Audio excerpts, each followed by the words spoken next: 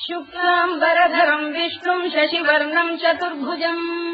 प्रसन्नवदनम् ध्यायेत् सर्वविघ्नोपशान्तये व्यासम् वसिष्ठनप्तारम् शक्तेः पौत्रमकल्मषम् पराशरात्मजम् वन्दे शुकतातम् तपोनिधिम्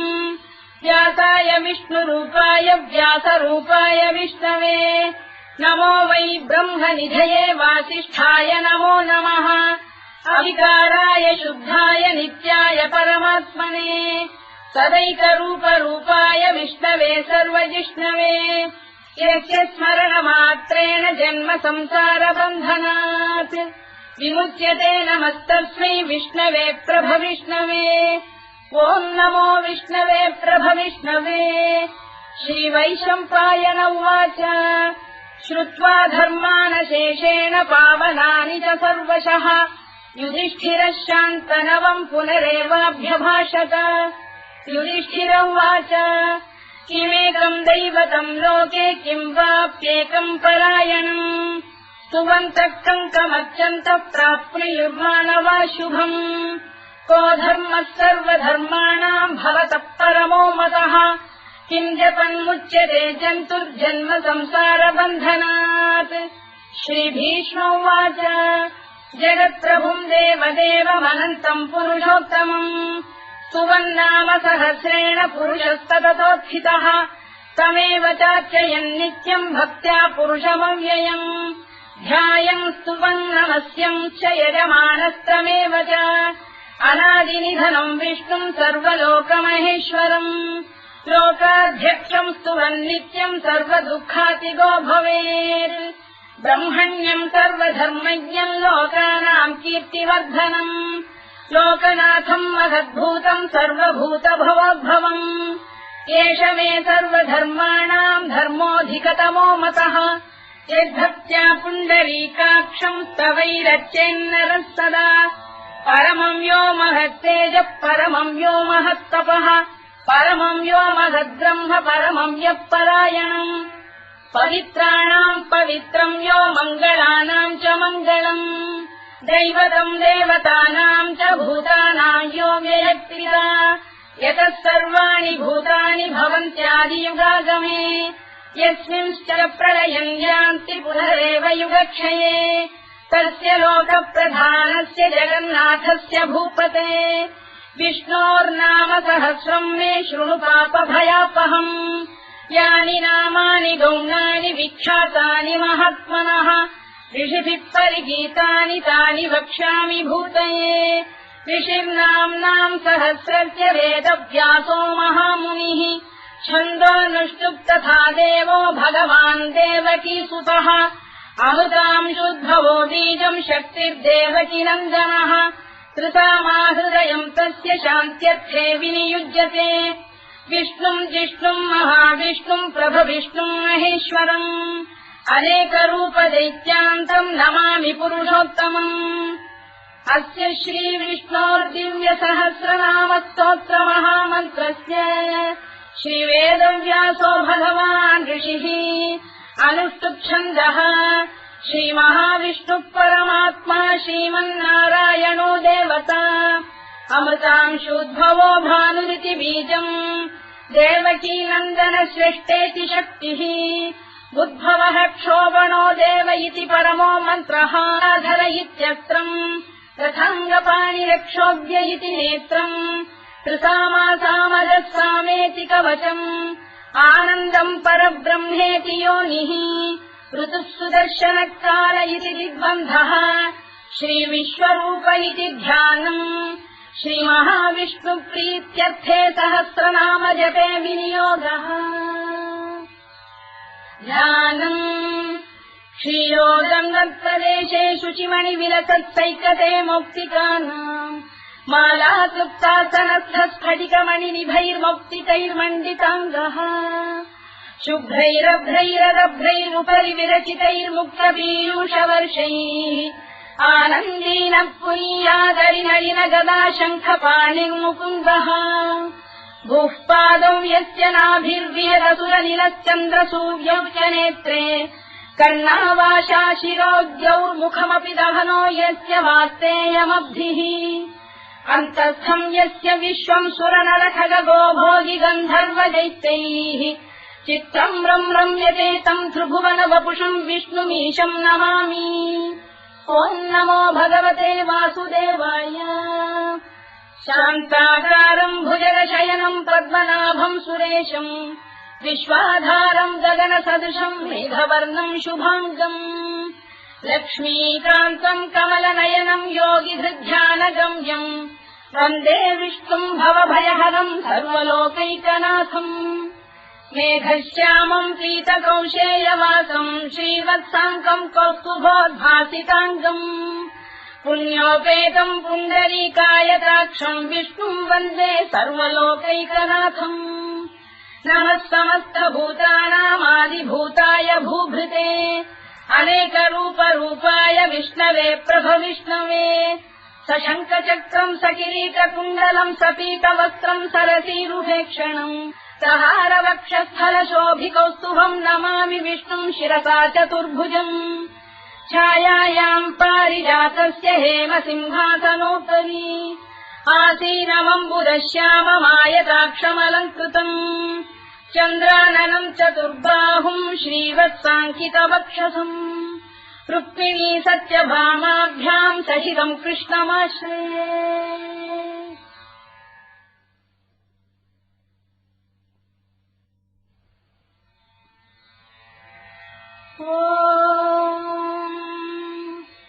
विश्वम् विष्णुर्वषत्कारो भूतभव्य भवत्प्रभुः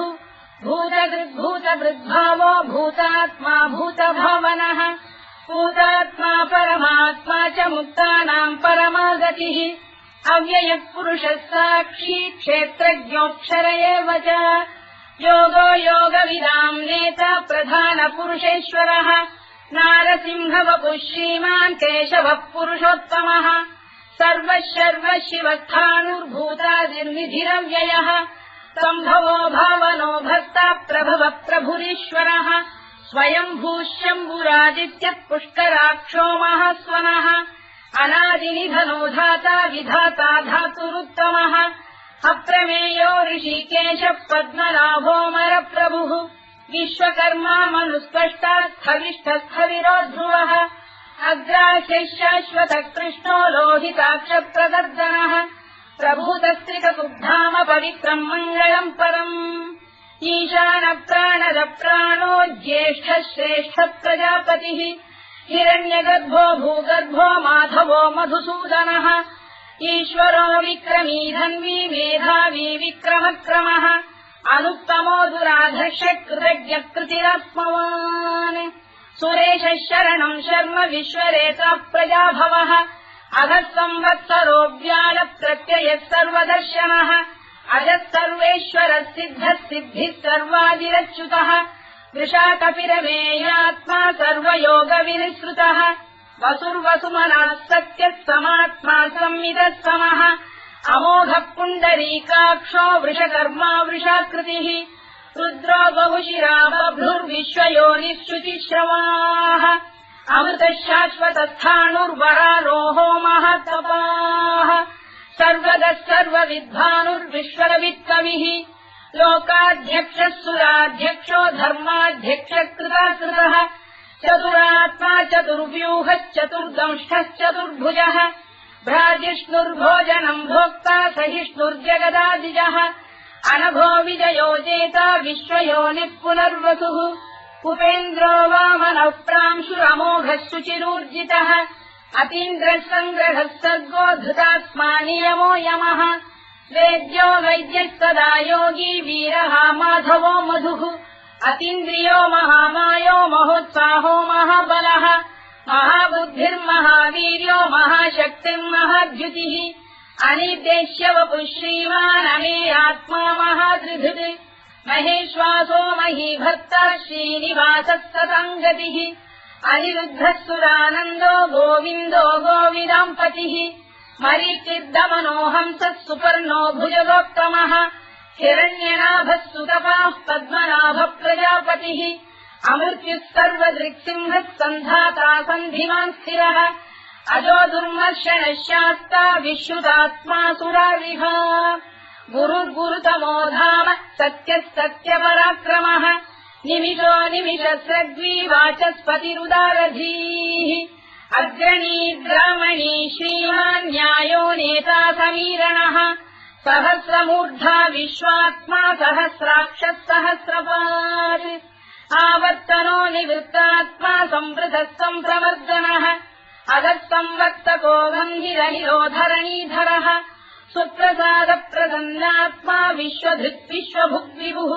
सत्कर्ता सत्कृतः साधुर्जह्नुर्नारायणो नरः असङ्ख्येयो प्रमेयात्मा विशिष्टः शिष्टकृच्छुचिः सिद्धार्थः सिद्धसङ्कल्पः सिद्धिदः सिद्धिसाधनः वृषाही वृषभो विष्णुर्वृषपर्वा वृषोदरः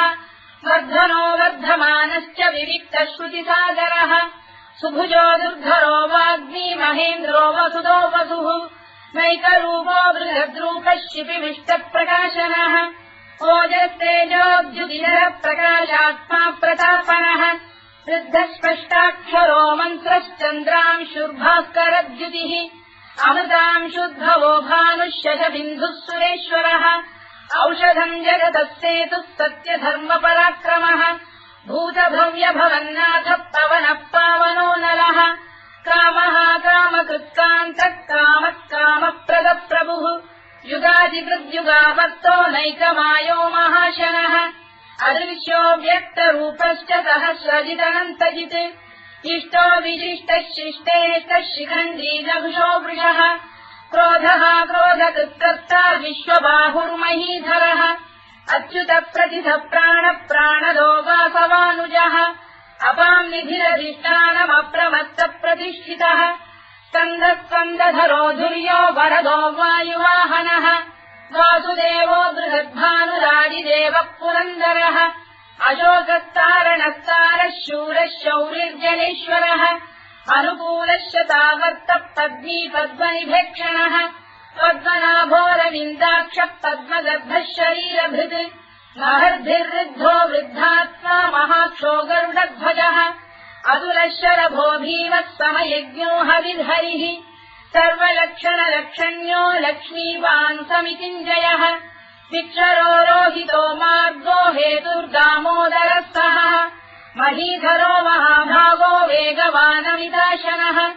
उद्भवः क्षोभणो देवः श्रीगर्भः परमेश्वरः करणम् कारणम् कर्ता विकर्ता गहनो गुहः व्यवसायो व्यवस्थानः संस्थानस्थानदो ध्रुवः परधिः परमस्पष्टः तुष्टः पुष्टः शुभेक्षणः रामो विरामो विरतो मार्गो नेयोनयोनयः वीरः शक्तिमताम् श्रेष्ठो धर्मो धर्मविदुत्तमः वैकुण्ठः पुरुषः प्राणः प्राणदः प्रणवपृतुः हिरण्यगर्भः शत्रुघ्नो व्याप्तो वायुरधोक्षजः ऋतुः सुदर्शनः कालः परमेष्ठी परिग्रहः उग्रः संवत्सरो दक्षो विश्रामो विश्वदक्षिणः विस्तारस्थावरस्थाणुः प्रमाणम् बीजमव्ययम् अर्थोऽनर्थो महाकोशो महाभोगो महाधनः अनिर्विण्णस्थविष्ठो भूर्धर्मयूपो महामखः नक्षत्रनेमिर्नक्षत्री क्षमः क्षामः समीहनः यज्ञयुज्यो महेज्यश्च क्रतुः सत्रम् सदाङ्गतिः सर्वदर्शी विमुक्तात्मा सर्वज्ञोद्यानमुत्तमम् सुव्रतः सुमुखः सूक्ष्मः सुघोषः सुखरः सुहृत् मनोहरोजितक्रोधो वीरबाहुर्विदारणः स्वापनः स्ववशो व्यापी नैतात्मानैककर्मकृत् वत्सरो वत्सलो वत्सी रत्नगर्भोधनेश्वरः धर्मकुद्धर्मकृद्धर्मी सदसक्षरमक्षरम्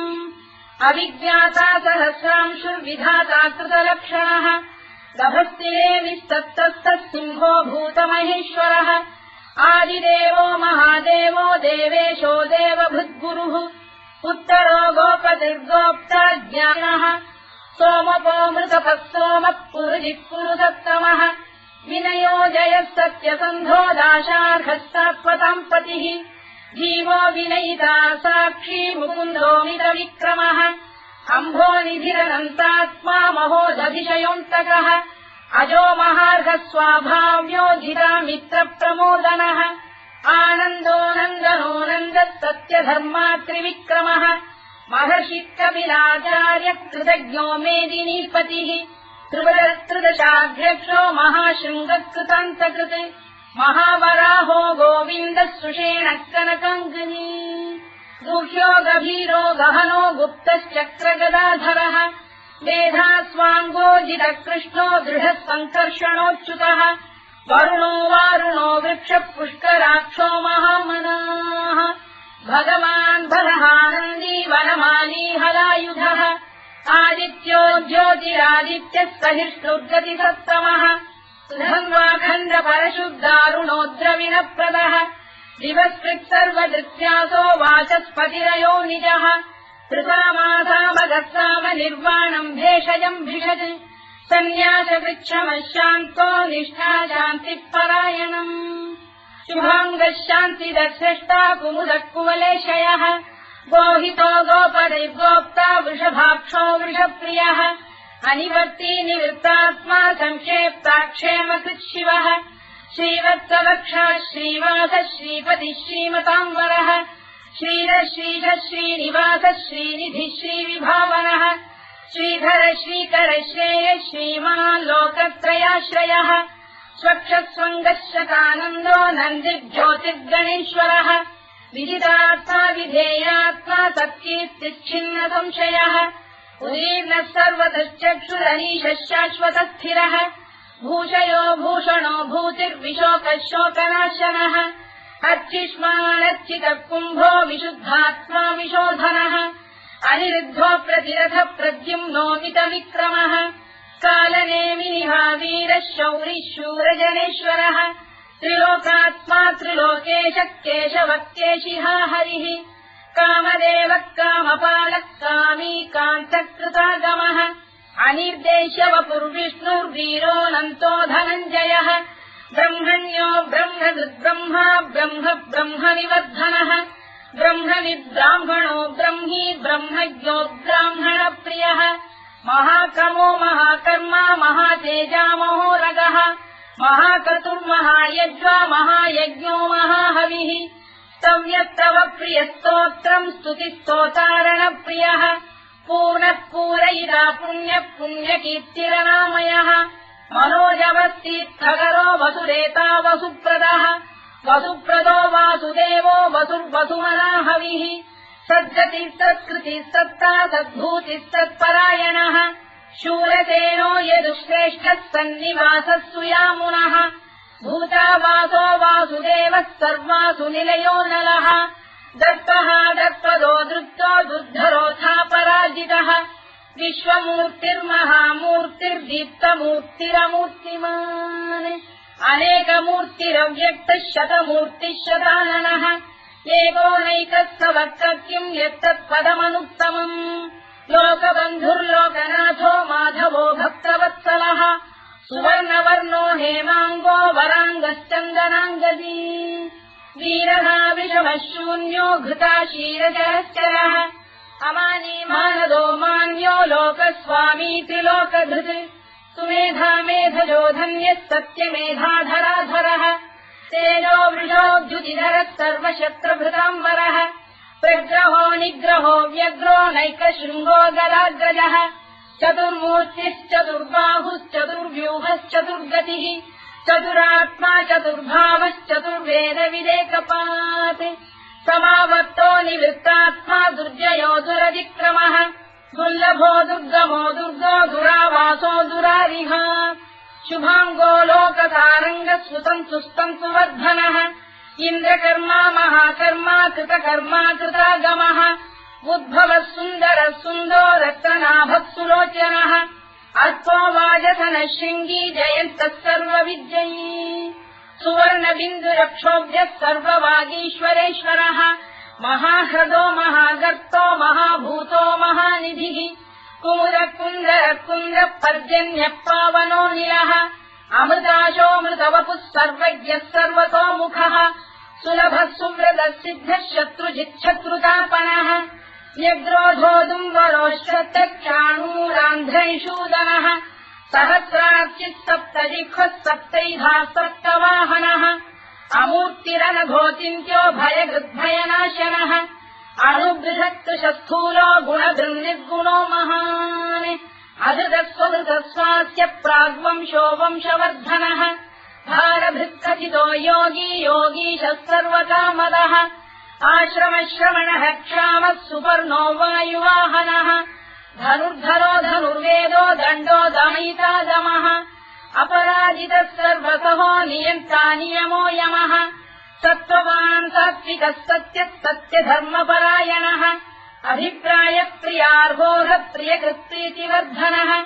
विहायतगतिर्ज्योतिः सुरुचित्कुतभुक्विभुः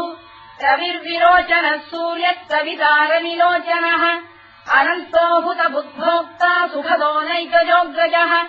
अनिर्विण्णः सदामर्षी लोकाधिष्ठानमद्भुतः सनातनतमः कपिलः कपिरव्ययः स्वस्तिदः स्वस्तिकृत् स्वस्ति स्वस्तिभुक् स्वस्ति दक्षिणः अरौद्रः कुण्डली चक्री विक्रम्यूर्जितशासनः शब्दातिकः शब्दसः शिशिरः शर्वरीकरः अक्रूरप्रेषलो दक्षो दक्षिणः क्षमिणाम्बरः विद्वत्तमो वीतभयः पुण्यश्रवणकीर्तनः उत्तारणो दुष्कृतिः पुण्यो दुःस्वप्ननाशनः वीरः रक्षणः सन्तो जीवनः पर्यवस्थितः अनन्तरूपोऽनन्तश्रीर्जितमन्युर्भयापहः चतुरश्रो गभीरात्मा विदिशो व्यादिशो दिशः अनाधिर्भूर्भुवो लक्ष्मी सुवीरो रुचिराङ्गदः जननो जनजन्मादिर्भीमो भीमपराक्रमः आधारनिलयो धाता पुष्पहासप्रजागरः ऊर्ध्वरः सत्त्वथाचार प्राणः प्रणवप्रणः प्रमाणम् प्राणनिलय प्राणभृत्प्राणजीवनः तत्त्वम् तत्त्वविदेकात्मा जन्ममृत्युजरातिगः भूर्भुवः स्वस्तरुस्तारः सविता प्रपितामहः यज्ञो यज्ञपतिर्यज्वा यज्ञाङ्गो यज्ञवाहनः यज्ञभृद्यज्ञकृद्यज्ञी यज्ञभुक्यज्ञसाधनः यज्ञान्तकृद्यज्ञगुह्यमन्नमन्नाद एव च आत्मयोनिः स्वयम् जातो वैखानः सामगायनः देवकीनन्दनः स्रष्टा क्षितीशः पापनाशनः शङ्खबृन्नन्दकी चक्रीशाङ्गधन्वा गदाधरः तथाङ्गपाणिरक्षोभ्यः सर्वप्रहरणायुधः सर्वप्रहरणायुधवोम् नम इति परमाली गरीशाङ्गी शङ्खी चक्री च नन्दकी श्रीमान्नारायणो विष्णुर्वासुदेवोऽभिरक्षतु वनमाली गरीशाङ्गी शङ्खी चक्री च नन्दकी श्रीमान्नारायणो विष्णुर्वासुदेवोऽभिरक्षतु वनमाली गरीशाङ्गी शङ्खी चक्री च नन्दकी श्रीमान्नारायणो विष्णुर्वासुदेवोऽभिरक्षतु इतीदम् कीर्तनीयस्य केशवस्य महात्मनः नाम्नाम् सहस्रम् दिव्यानामशेषेण प्रकीर्तितम् य इदम् शृणुयाम् नित्यम् यश्चापि परिकीर्तयेत् नाशुभम् प्राप्नुयात् किञ्चित् सोमुत्रेह च मानवः वेदान्तको ब्राह्मणस्य क्षत्रियो विजयी भवेत् वैश्यो धनसमृद्धस्य क्षुद्रः सुखमवाप्नुयात् धर्मार्थी प्राप्नुयात् धर्ममर्थार्थी चार्थमाप्नुयात् कामानवाप्नुयात् कामी प्रजार्थी चाप्नुयात् प्रजाम् भक्तिमान् यः सदोत्थाय शुचिस्तद्गतमानसः सहस्रम् वासुदेवस्य नाम्नामेतत्र कीर्तयेत् यशः प्राप्नोति विपुलम् याति प्राधान्यमेव च अचलाम् श्रियमाप्नोति श्रेयः प्राप्नोत्यनुत्तमम् न भयम् क्वचिदाप्नोति वीर्यम् तेजश्च विन्दति भवत्य रोगोद्युतिमान् बलरूपगुणान्वितः रोगात्तो मुच्यते रोगात् बद्धो मुच्येत बन्धनात् भयान्मुच्येत भीतस्तु मुच्येतापन्न आपदः दुर्गाण्यतितरस्याशु पुरुषः पुरुषोत्तमम् सुवन्नाम सहस्रेण नित्यम् भक्तिसमन्वितः वासुदेवाश्रयो मर्त्यो वासुदेवपरायणः सर्वपापविशुद्धात्मा याति ब्रह्म सनातनम् न वासुदेव भक्तानामशुभम् विद्यते क्वचित् जन्म मृत्युजरा व्याधि भयम् नैवोपजायते इमम् स्तवमधीयानः श्रद्धा भक्ति समन्वितः युज्येतात्मसुखक्षान्ति श्रीधृति स्मृतिकीर्तिभिः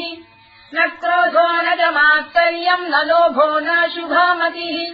भवन्ति कृतपुण्यानाम् भक्तानाम् पुरुषोत्तमे द्यौस्तचन्द्रार्कनक्षत्राखम् दिशो भूर्महोदधिः वासुदेवस्य वीर्येण विधृतानि महात्मनः ससुरासुरगन्धर्वम् स यक्षोरगराक्षसम् जगत्वशे वत्ततेदम् कृष्णस्य सचराचरम् इन्द्रियाणि मनो बुद्धिः सत्त्वम् तेजोबलम् धृतिः वासुदेवात्मकान्याहुः क्षेत्रम् क्षेत्रज्ञ एव च सर्वागमानामाचार प्रथमम् परिकल्पते आचारप्रभवो धर्मो धर्मस्य प्रभुरच्युतः ऋषयपितरो देवा महाभूतानि धातवः जङ्गमाजङ्गमम् चेदम् जगन्नारायणोद्भवम् योगो ज्ञानम् तथा साङ्ख्यम् विद्या शिल्पादिकर्म च वेदाः शास्त्राणि विज्ञानमेतत् सर्वम् जनार्दनात् एको विष्णुर्महद्भूतम् पृथग्भूतान्यनेकशः त्रीन् लोकान् व्याप्य भूतात्मा भुङ्क्ते विश्वभुवव्ययः इमम् स्तवम् भगवतो विष्णो व्यासेन कीर्तितम् पठेद्य इच्छेत् पुरुषः श्रेयत् प्राप्तुम् सुखानि च विश्वेश्वरमजम् देवम् जगतः प्रभुमव्ययम् भजन्ति ये पुष्कराक्षम् न ते यान्ति पराभवम् ओन्नमयिति अर्जुनोवाच पद्मपत्रविशालाक्ष पद्मनाभसुरोत्तम भक्तानामनुरक्तानाम् त्राता भव जनार्दन श्रीभगवानुवाच यो माम् नाम सहस्रेण स्तोतुमिच्छति पाण्डव सोऽहमेकेन श्लोकेन स्तुत एव न संशयोऽन्नम इति व्यासोवाच वासनाद्वासुदेवस्य वासितम् भुवनत्रयम् सर्वभूतनिवासोऽसि वासुदेव नमोऽस्तु ते वासुदेव नमोऽस्तु ओन्नम इति पार्वत्युवाच केनोपायेन लघुना विष्णोर्नाम सहस्रकम् पठ्यते पण्डितैर्नित्यम् श्रोतुमिच्छाम्यहम् प्रभो ईश्वरोवाच श्रीराम राम रामेति रमे रामे मनोरमे सहस्रनाम तत्तुल्यम् राम नाम वरानने श्रीराम राम रामेति रमे रामे मनोरमे सहस्रनाम तत्तुल्यम् राम नाम वरानने श्रीराम राम रामेति रमे रामे मनोरमे सहस्रनाम तत्तुल्यम् राम नाम वरानने राम नाम वराननमोन्नम इति ब्रह्मोवाच नमोऽस्त्वनन्ताय सहस्रमूर्तये सहस्रपादाक्षि शिरोरुबाहवे सहस्रनाम्ने पुरुषाय शाश्वते सहस्रकोटियुगधारिणे नमः सहस्रकोटियुगधारिणे नमोऽन्नम इति सञ्जय उवाच यत्र योगेश्वर कृष्णो यत्र पार्थो धनुर्धरः तत्र श्रीविजयो भूतिर्ध्रुवानीतिर्मतिर्मम श्रीभगवानुवाच अनन्याश्चिन्तयन्तो मां ये जनाः पर्युपासते तेषाम् नित्याभियुक्तानां योगक्षेमम् वहाम्यहम् परित्राणाय साधूनां विनाशाय च दुष्कृताम् धर्म संस्थापनार्थाय सम्भवामि युगे युगे आर्ता विषण्णाः शिथिलाश्च भीता घोरेषु च व्याधिषु वर्तमानाः संकीर्त्य नारायण शब्दमात्रम् विमुक्तदुःखाः सुखिनो भवन्तु कायेन वाचा मनसेन्द्रियैर्वा बुद्ध्यात्मना वा प्रकृते स्वभावात् करोमि यद्यत् सकलम् परस्मै नारायणायेति समर्पयामि।